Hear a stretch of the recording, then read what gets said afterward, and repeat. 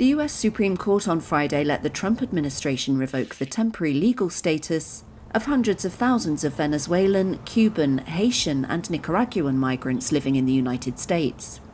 That swept away another obstacle to one of President Donald Trump's most aggressively pursued policies, mass deportation, and again showed the court's willingness to back his hardline approach to immigration.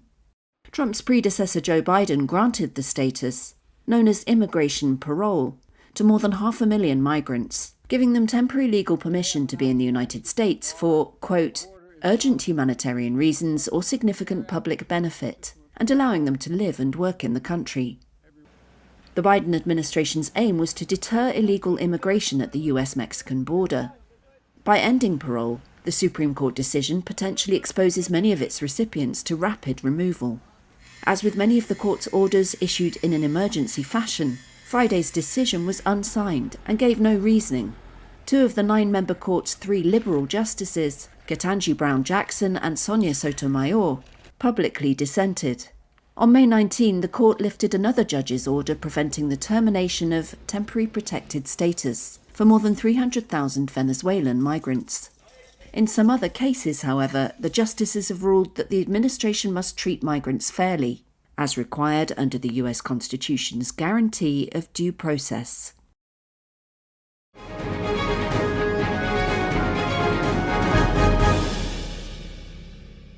United States Coast Guard, United States Coast Guard. This is the actual Mayday call Robbie Roberge made last August, when he spotted a fire on his fishing vessel 3 Girls, named for his daughters. This is the fishing vessel 3 Girls. We are on fire.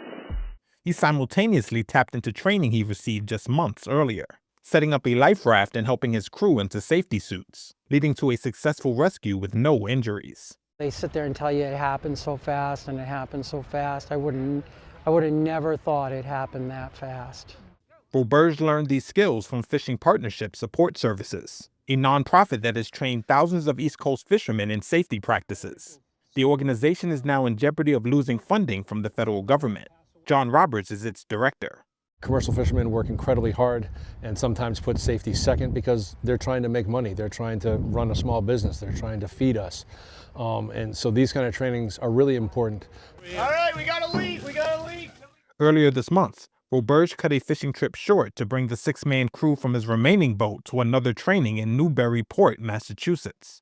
But future trainings like these, which help workers in some of America's most dangerous jobs, could be scaled back or wound down entirely as soon as July, as a result of President Donald Trump's drive to slash the size and cost of the federal government.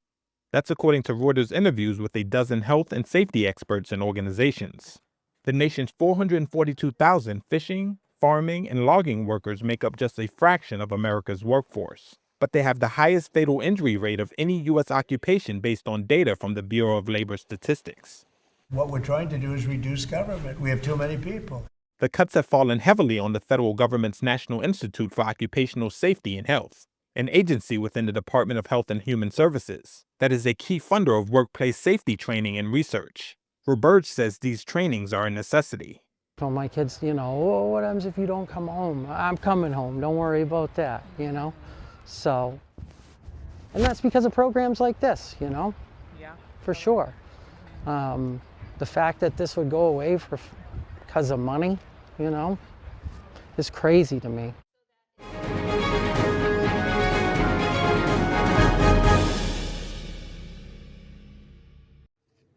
India believes switching tactics on the first day of conflict with Pakistan earlier this month established a decisive advantage before the neighbours announced a ceasefire 3 days later, India's highest-ranking general said on Saturday.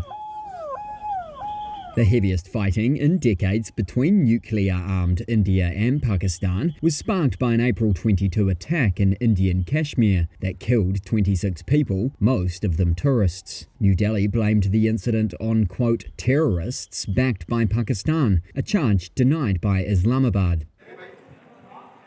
In response on May 7th, India struck what it called terrorist infrastructure sites across the border.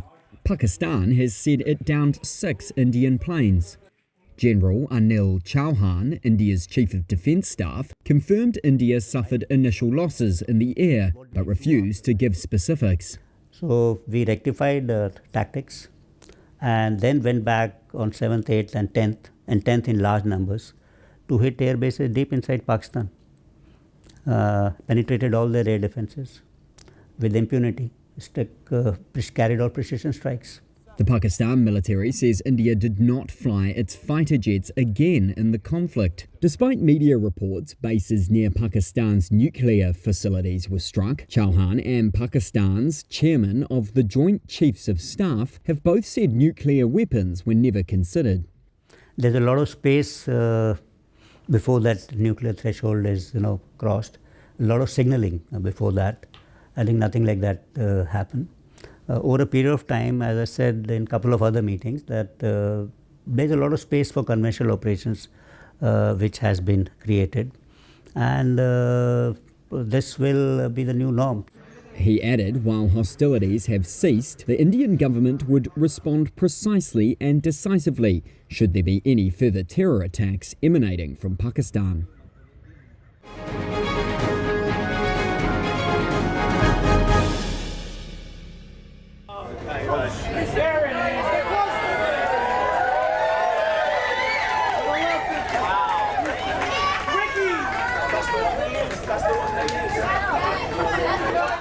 Thank you so much for this honour.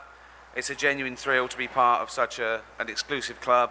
And just looking round earlier at all the other stars, absolute icons, Michael Jackson, Bill Cosby,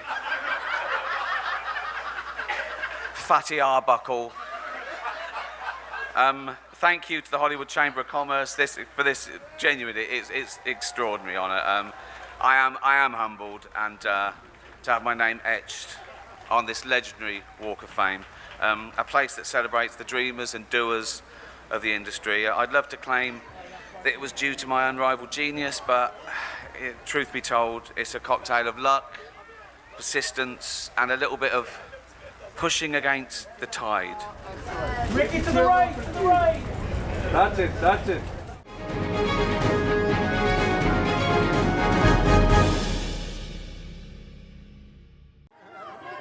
Pop superstar Taylor Swift said on Friday she had purchased the master recordings of her first 6 albums, giving her control of all of her music after a dispute with her former record label.